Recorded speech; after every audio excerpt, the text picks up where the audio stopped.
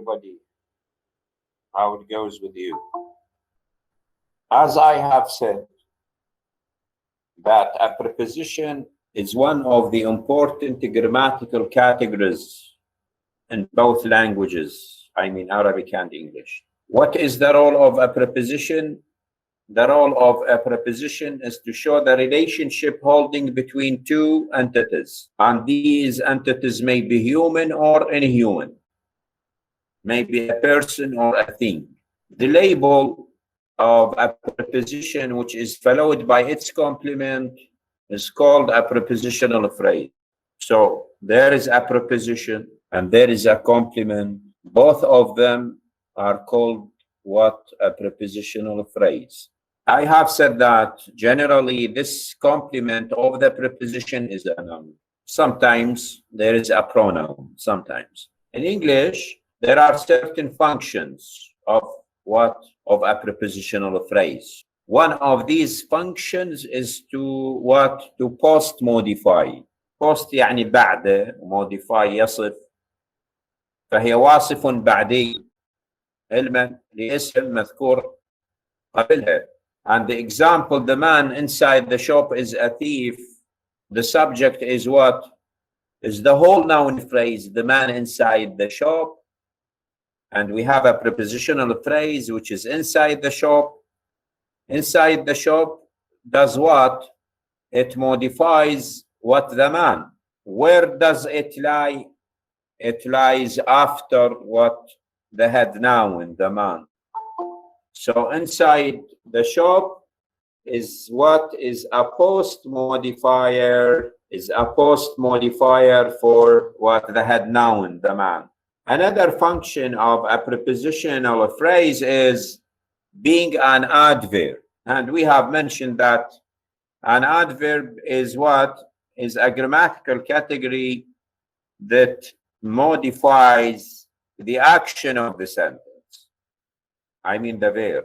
And in this example, he was playing in the yard. And the yard is a prepositional phrase modifying the action of a playing, specifying the location of the playing, giving the place of the playing, and so on. So according to the type of the what? Of the adverb presented in the sentence. We have hinted at the fact that sometimes a preposition is a complement of a verb or a complement of an adjective. And we have highlighted two examples. One of them says she is looking for him, and the other is he is interested in politics. She is looking for him. Looking for is a phrasal verb. We have a verb which is followed by what? By a preposition. And a preposition can change the meaning of the verb. If I replace this preposition for by another preposition, say after, she's looking after him, now the meaning differs. In the other example, he is interested in politics. We have an adjective which is interested, followed by a preposition in. And interested in is something fixed in English. So you need to know, you need to recognize that there are verbs and there are adjectives which are followed by what? By prepositions. You need to know them. I have hinted at the fact that in English we have simple prepositions containing one word. We have complex prepositions containing more than one word, maybe two, maybe three. And the very composition, the very structure of complex prepositions, they may include two prepositions together. They may include an adverb followed by a preposition, an adjective followed by a preposition, a conjunction followed by a preposition. A preposition, sometimes we need to strengthen its meaning. We need to highlight its meaning. By what? By introducing an adverb before it. Totally out of date. Totally is an adverb. Emphasizing the meaning of out of date, which means no longer used. Because it is what? is very old. Directly opposite the school. Opposite is a preposition, which is preceded by the adverb directly in order to what? To strengthen the meaning, to show emphasis upon it. Now, in English, sometimes you've got a word. This word sometimes functions as a preposition, sometimes functions as a verb. So we depend on the context. نعتمد على السياق لمعرفة شغلها. Examples of these words are barring, considering, accepting, following, including, regarding, and so on. These can be prepositions or can be what? Can be verbs. The context of the sentence is the decider. هو اللي يقرر. There is an example in front of you in this slide. أكو مثال أمامكم. It says يقول barring her door. She then crossed to despair but chamfered. Barring her door يعني استثنت بابها. يعني لم تدخل غرفتها. هذا المعنى. Barring يعني what? Excluding. This word which is barring sometimes it is a verb. وطبعا إذا كانت كفعل أيضا تعطي عدة معاني وحسب السياق. It could be to fasten with something, to fasten with a piece of wood, with a piece of metal, whatever. It could be to confine something, confine a person, يعني يحجز, يسجن. Or it gives the meaning to set aside. أيضا بمعنى يستثني أو يستغني عن شيء. The context is what is the decisive marker. هو اللي يحدد. السياق مهم جدا لمعرفة طبيعة عمل كلمة معينة. Now we come to something more important, which is the semantic features of prepositions. يعني أكو أيضا مزايا دلالية لحروف الجر. Prepositions are probably the most, لاحظ الكلمة, are probably the most polysemous category. polysemous يعني متعدد المعاني.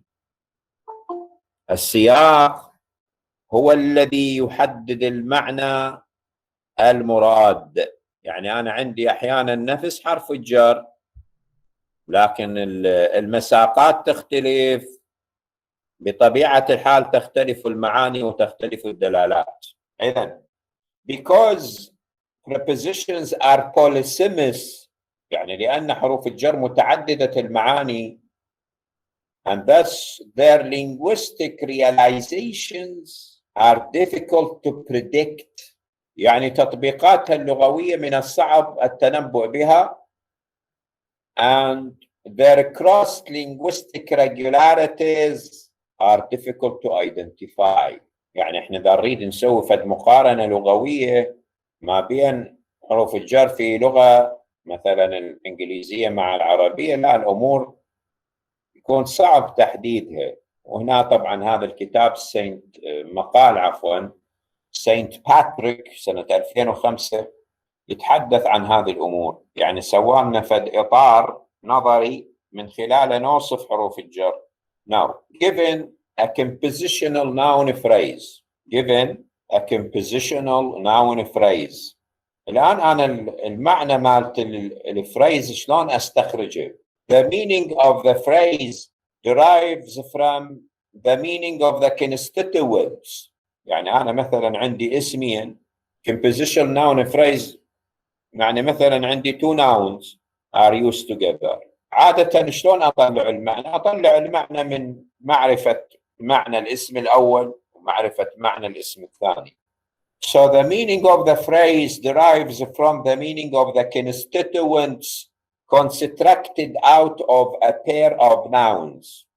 عندي أن1 وعندي أن2، الاسم الأول والاسم الثاني. واحد من هاي الأسماء يمثل لي الاسم الرئيسي والآخر لا، يكون واصف إليه. هاي الأمور معروفة. One representing the head and the other الاسم الآخر represents the modifier. So we can determine the semantic relationship between the two nouns. For example, على سبيل المثال, the noun compound family estate. هذا كمثال family estate. شو يعطيني من علاقة؟ يعطيني علاقة التملك. هسه هذا اسم مركب من اسمين، family اسم وestate اسم آخر، يعطوني معنى البوزيشن relationship بيناتهم. يعني فد عائلة تمتلك عقارا، عقار العائلة، علاقة تملكية ما بيناتهم. family estate أقدر أصيغ هذه العلاقة باستخدام حرف جر. أقدر أصيغها بصيغة أخرى. I can rephrase this relationship by using a preposition. I can say the estate of the family، عقار العائلة، هكذا. أحيانا وكثير من العلاقات اللي توضحها حروف الجر أو اسمين سوية توضح لنا علاقة الجزء بالكل. مثلا the faces of the children، the faces of the children راح أظللها the faces of the children. هذه علاقة جزء بكل، وجوه الأطفال. faces are part of what? Of the children who are the whole. So here the preposition of shows the relationship of what? Of part whole. هذه أمور مهمة طلاب. هذه المعاني اللي تعطيها حروف الجر they are important.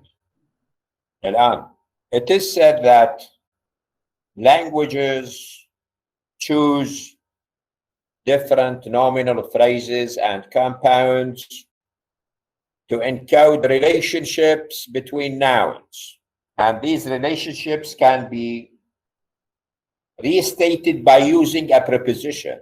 For example, English nominal phrases and compounds of the form N1 N2. يعني عندي اسمين، اسم أول متبوع باسم آخر. Example, wood stove. Wood stove. In Arabic, what do we say? Wood stove. موقد. أنا جيد. موقد شو يستخدمون به؟ يستخدمون به الخشب، فنقول موقد خشب. أيضا نفس الشيء باللغة العربية، لكن شو يختلف الأوردر مالتهم. تشوف بالإنجليزية كان الاسم الأول wood، بينما in Arabic الاسم الأول لا، موقد. So different word orders. Again, I can state this relationship by using a preposition. I can say a stove of wood. Sometimes أحيانا لاحظ هذه N2 plus preposition plus N1. N2 الاسم الثاني يتقدم، بعدين يجي حرف جر، وبعدين نجيب الاسم الأول حتى نوضح هاي العلاقة اللي تكون بين اسمين في اللغة الإنجليزية. مثل ما قلنا بالأمثلة السابقة، ذكرنا family estate، قلنا the estate of the family. Now N2 preposition N1. We can say, for example, book on the table. Book on the table.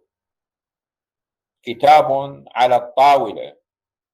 هذا شيء يوضح، هذا يوضح اللوكيشن، علاقة المكان. The N1, N2 phrases or compounds in English can be translated into Arabic as N2 N1. يعني بالعكس مثل ما قلنا. لكن في حال أنه in post modifying position، مثلا هذا book on the table. On the table هنا هذا post modifier طلاب. On the table is a post modifier علما للبوك. نفس الشيء بالعربية، أيضا أقول كتاب على الطاولة، ما اختلف الأوردر، لكن المعنى والوظيفة والتركيب شنو عندي post modifier، يعني واصف بعدي لاسم يجي قبله. Now, it is said in prepositional phrase constructions في تراكيب الجار والمجرور الجملة الشبه ظرفية such as in a noun phrase. The head noun الاسم الرئيس can be a container يكون عبارة عن وعاء. مثلا أقول in a cup. شنو هو الكب؟ It is a container. هو هذا الهيد ناون. قد يكون مساحة هندسية a geometrical area. عندما أقول in a region is what? Is an area. A geopolitical area قد يكون مساحة سياسية جيولوجية. من باريس إلها دور سياسي وإلها مكان على الخارطة أيضا سياسي مكاني يعني. مثال آخر an atmospheric condition يعني فد حالة طقس. أقول in the rain and so on. من الدلالات اللي تعطيها حروف الجر هذه العلاقات اللي راح نتطرق لها. واحدة من المعاني اللي تعطيها prepositions in English is kinship. شنو يعني؟ يعني عندي argument 1 هذا المختصرات ARG argument. الارجيومنت طلاب يعني فد اسم. argument اسم. عندما أقول argument 1 يعني الاسم الأول. So argument 1 is in kinship relationship. هذا مختصر REL أقصد relation أو relationship. So argument 1 is in kinship relation with argument 2. مثال an example. The sister of the boy.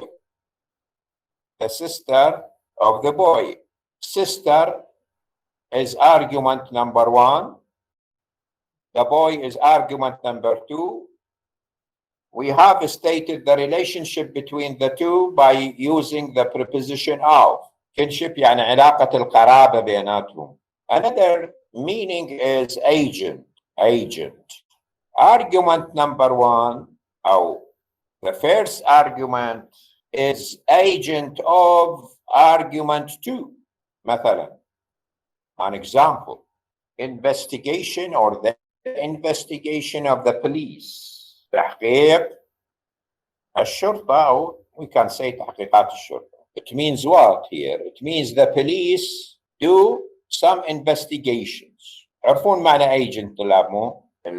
كمصطلح نحوي وموجود بعلم الدلالة بالسيمانتكس. agent هو الفاعل. يعني من الذي يقوم بالتحقيقات؟ من يفعلها؟ البوليس أستاذ. هو الشرطة. نعم هم اللي يقومون بها. إذن هم الايجنت هم الفاعل. زين. تطرقنا أيضا إلى مسألة البارت هول علاقة الجزء بالكل. وطبعا هاي من العلاقات الفلسفية اللي بيها كثير من الحديث حولها يعني. It is said here that part whole يعني شنو العلاقة مالتهم؟ يقول argument 2 يعني الاسم الثاني is part of شنو؟ argument 1. وذكرنا مثال faces of children وجوه الأطفال. يعني الطفل هو الكل جزء من جسمه هو الوجه. هذا المينينج مالته. Another important meaning هو location الموقع أو المكان. location. والمعادلة مالته شنو؟ The equation says argument number 2 is located. is located يعني موضوع موجود. وين؟ in argument 1. مثلا an example. castle أو a castle in the desert. قلعة وين؟ في الصحراء. القلعة موجودة في الصحراء. قلعة بنيت في الصحراء. هكذا. So we have kinship meaning, we have agent, we have part whole, we have location. هنشوف المعاني الأخرى. One of the semantic meanings is manner. What does the equation say? It says argument number 1 or the first argument is manner of argument 2. حالتها كيفيتها. مثلا for example performance with passion. أداء تصاحبه العاطفة. أداء مع العاطفة مع المشاعر. What is the manner of this performance, it is done with passion. It is not a mechanic performance, no. It is a passionate performance. Another semantic category is experiencer. شنو معادلته هذا؟ شنو صيغته؟ يقول it says argument number 1 is experiencer of argument number 2. خلينا نشوف بالله المثال. The fear هذا الارجيومنت الأول. Of the girl هذا الارجيومنت الثاني. It means the fear affects the girl. يعني the girl experiences fear. يعني جربت الخوف. مر بها الخوف. هذا معنى الاكسبيرينسر. يعني you undergo. أنت تجرب. You undergo. You experience something. Another semantic feature is measure. Yes, the equation says argument number 2 is measure of argument number 1. Inches of snow. Inch is a measure, قياس of snow, which is what? The first argument. Now we come to the meaning of theme. شنو يعني theme؟ بالنسبة للثيم بعلم الدلالة يعني بصورة أساسية يشير إلى فد كينونة. هذه الكينونة قد تكون عاقل، قد تكون غير عاقل. هذه الكينونة راح تستلم مباشرة فد حدث معين. خلينا نشوف هسه معادلتنا ونشوف المثال. What does the equation say? It says argument number 1 شبيهة is theme of argument number 2. خلينا نشوف مثالنا. المثال شو يقول؟ acquisition of stock. acquisition of stock. طبعا stock في علم الاقتصاد، مجال اقتصادي.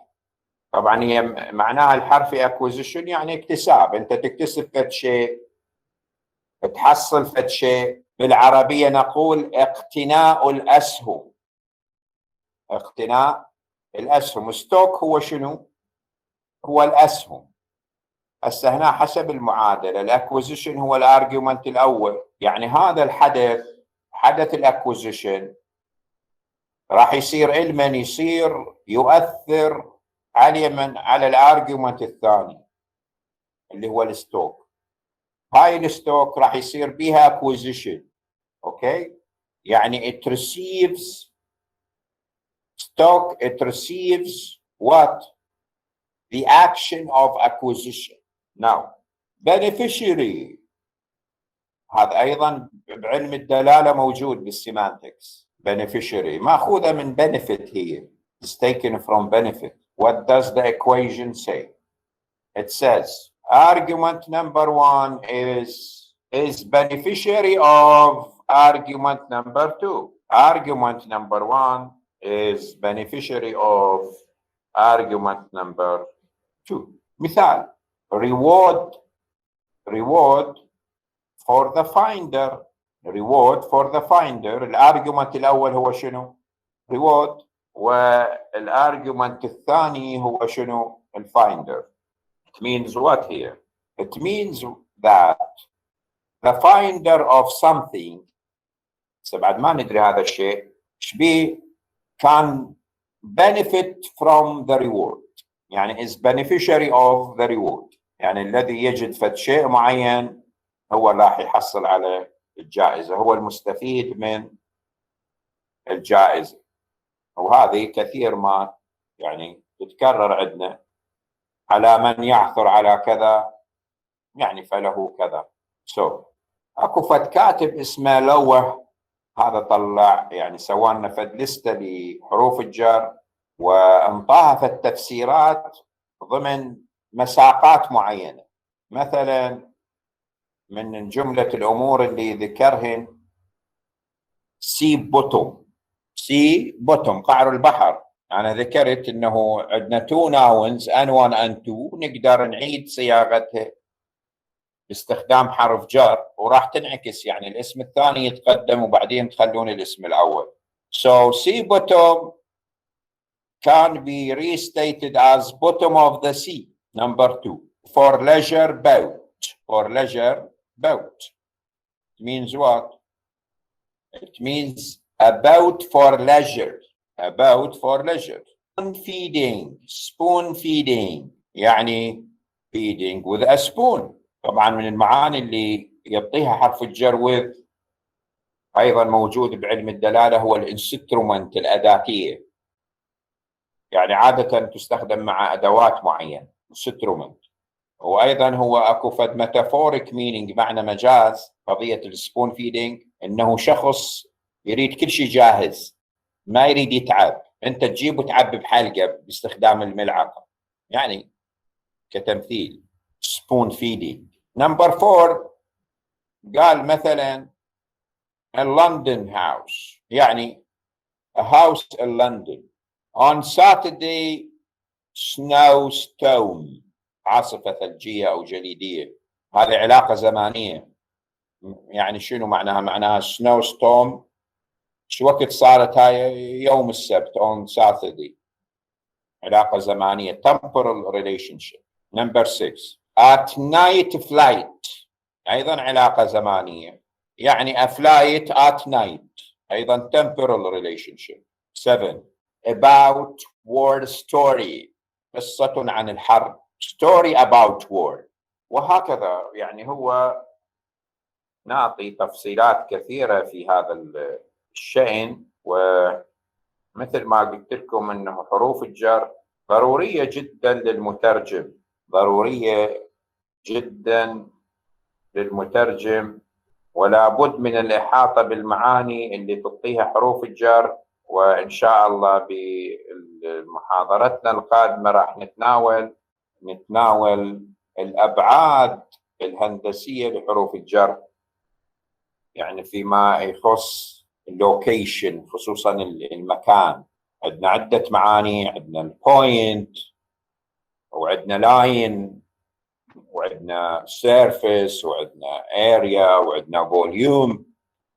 هاي المعاني الخمسة تدخل في عالم المكان. So lower gives us certain meanings given by prepositions but they are interpreted in context. وهذه الثامنة اللي هي from almond butter it means butter from almonds يعني فالزبدة مصنوعة من اللوز يشير إلى مكون هذه المادة شنو